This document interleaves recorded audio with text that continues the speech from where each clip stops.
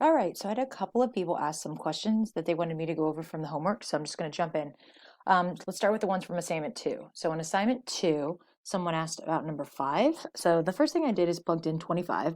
So I get the square root of 25 minus 5 over 25 minus 25, which is 0 over 0. So that means there's something I can do to reduce this, because the 0 causing the problem on the top is the same as the bottom, so we should be able to cancel things out.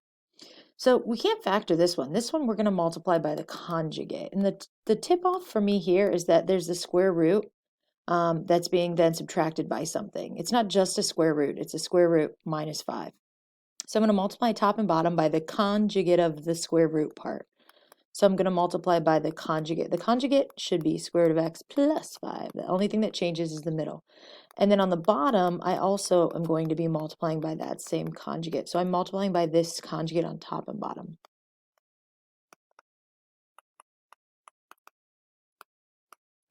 Okay. Let's see what happens. So the whole point of multiplying by the conjugate, and what I would normally tell you guys is, whenever you're multiplying by the conjugate, actually do the part that's conjugates. Don't mess with the part that isn't. So like these two are conjugates, that's how you decided to use it. So actually multiply that out. So anytime you multiply conjugates, like if you do a plus b times a minus b, you always get a squared minus b squared. So the middle terms drop. So here I get root x times root x, which is x. The middle terms will drop. And then my last term is negative 5 times 5, so minus 25. Before you do anything else, do not multiply out the part that wasn't conjugates, because more than likely you'll be able to reduce. And see? This is what was causing the problem with 25 to begin with. And I'm able to cancel that 0 out on top and bottom. Now be careful. The top isn't 0, the top is a 1. There's just a 1 left up there. So then this is what I have. Then I can plug in 25, and that gives me 1 over 10. Okay, so multiplying by conjugates. Definitely have to know how to do that. I'm going to ask you to do that for sure. 7, for this one, you're not going to factor it. It's actually already factored. What you're going to do is multiply this out. So I actually have to multiply this first guy out. So you might want to think of it as this, right? Because this is what's really happening right there. So equals limit as h approaches 0 of, let's multiply this guy, x times x squared, x times h plus another x times h. So I end up with 2 of those xh terms in the middle. And then my last term is h squared. So again, I technically had 4 terms, but I combined the middle terms. And then don't forget that guy. He was there to begin with. Okay, so remember, my bad. I should have showed you that plugging in 0 gave me 0 over 0. So I know that there should be a way for me to cancel out what's causing the 0. So what's causing the 0 is this h being 0 on the bottom. That's the problem. So if I'm going to cancel that, I need to factor out an h on top. So let's see, can we? Well, if these two cancel, so I only have those two left. Yes, I can take an h out of both of those. And there we go. Now we can finally cancel that h. Make sure you're writing the equal sign and showing the limit the whole way through. So then I have this guy, and then I can actually plug in 0 for the h only. So my final answer is actually an expression, 2x. Okay. And then 19 from assignment 2 as well was asked. So here we have a vertical asymptote. This, to me, I believe is an open circle. So just a heads up. So the question here was, what's the limit as x approaches 0 from the left? So as I come towards 0, here's x equals 0 right here, this vertical line. There is no graph, so that doesn't exist because there isn't anything coming from the left. As I come from the right, sure. As I come from the right, I'm flattening out to that y value, which is y equals 0. Is there a limit in general? Well, no. If you're not approaching the same thing on either sides, you can't have a limit in general. So that's D and E. Okay. Then we started looking at 2. 2 is a vertical asymptote. So as we write our graph from the left, this is not flattening out. We can say one of two things. We can either say it's headed towards negative infinity because we're just doing one side, or we can say that it doesn't exist. Both would be acceptable. If it was a test and it was multiple choice, I would only give you one of those options. Either I would only give you negative infinity or I'd only give you D and E.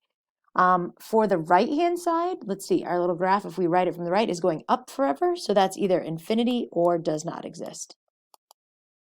And so then again, because these two things are not approaching a flat value, there's no way the limit in general could exist either. Okay, those are the only questions I got from assignment 2. So moving on to assignment 3. In assignment 3, I had this. I think maybe it spooked somebody because you actually had to plug in the 1/2. And I don't think maybe that person was happy with having to plug in the 1/2. Let's see. So the first thing I want to do is actually just plug in 1/2 and see what I get. Yes, you should be able to do this without a calculator. The AP exam, if we take it in person, will expect you to be able to do certain things like this without a calculator. So let's see what we get. 1/2 squared is 1/4. That's not going to be bad. Minus 6 times 1/2. I think you guys can do that. Minus 3. On the bottom, 1/2 cubed would be 1/8 because you cube the top and bottom. And then 8 times 1/2 is 4. Okay, so then we're just going to keep working our way. This 4 times 1/4 is 1. So then I have 1 minus 3 plus 3, which is 1.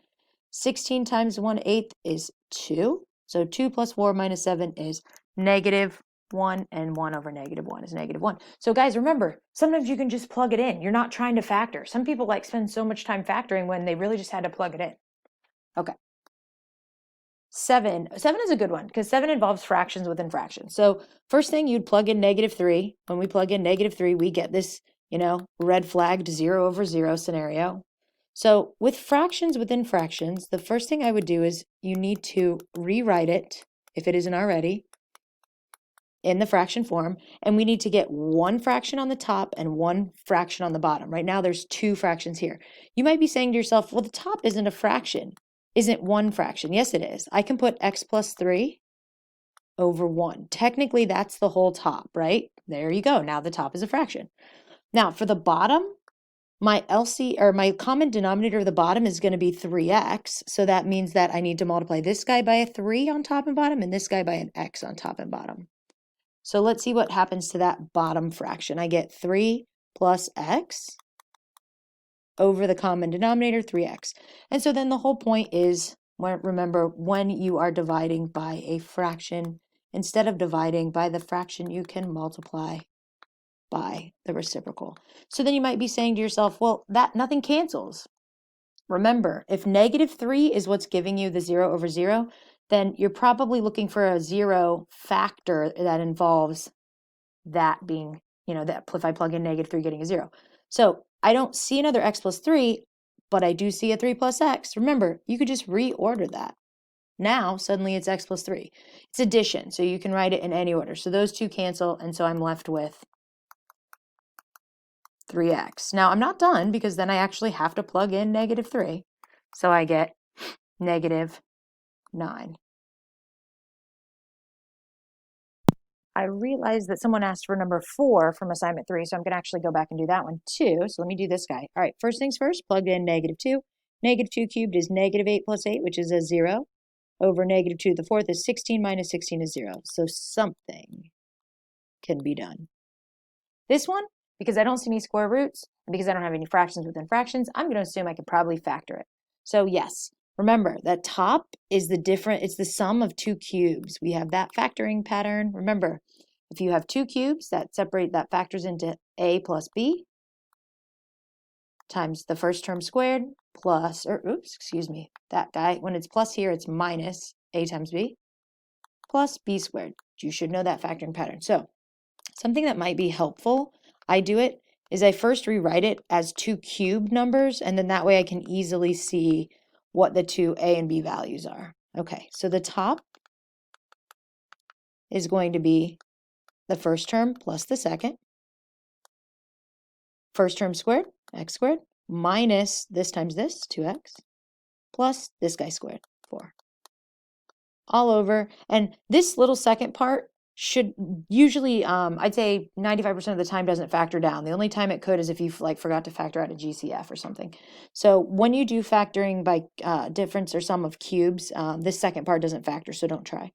The bottom guy factors, x to the 4th minus 16. Those are squares, difference of squares, remember?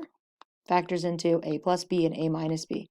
So this guy factors into x squared plus 4 and x squared minus 4. But that doesn't help us get rid of the x being -2, which causes the 0 on top.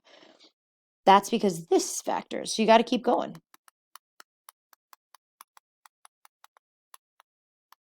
This guy is another difference of squares. So now the squares are x and 2.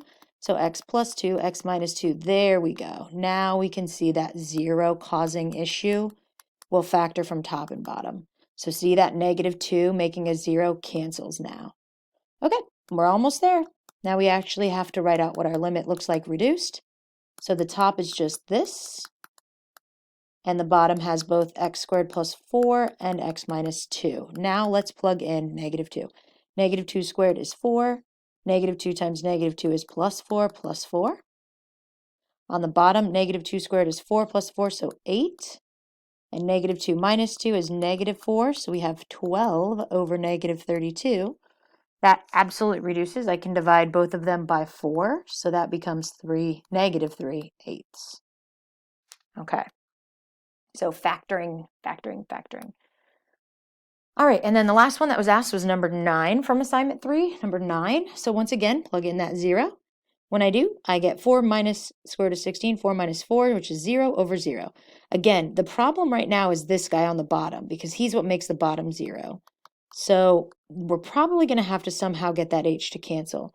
But whenever we have a square root, guys, whenever you have, a square root plus something or something plus a square root, you're probably using the conjugate. I mean, we keep seeing that come up. So what is the conjugate of the top?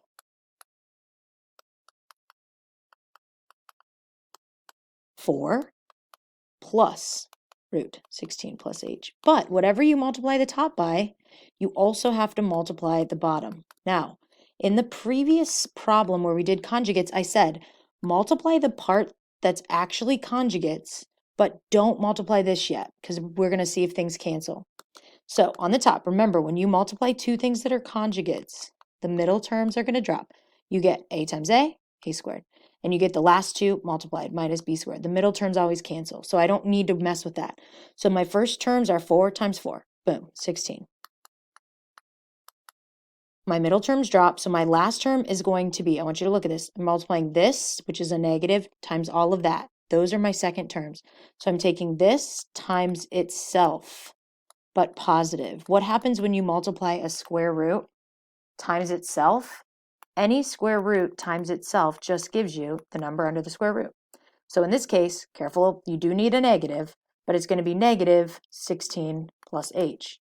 Now, here's a common mistake people make. All of this is being subtracted, so you better put a parenthesis around all of that second part. That's huge. And then on the bottom, nothing should be multiplied through. Trust me, it'll make life so much easier if you wait. So what did I do? Multiplied by the conjugate on top and bottom. Actually multiply the conjugate out.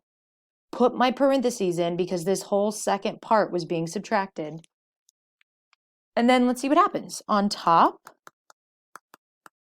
I get 16 minus 16 minus h, right? Because if I distribute that negative through, the 16s cancel, I get negative h on top. Look at it. Remember, the h is the problem from the get-go. So I'm able to cancel it now. That h will cancel here. Now this is a -1, so don't lose that. And so then I have the limit as h approaches 0 of -1 over this. All right, and then I'm just going to plug in 0 for every h that I see, which gives me -1 on top and 4 plus root 16, or 4 plus 4, so -1/8.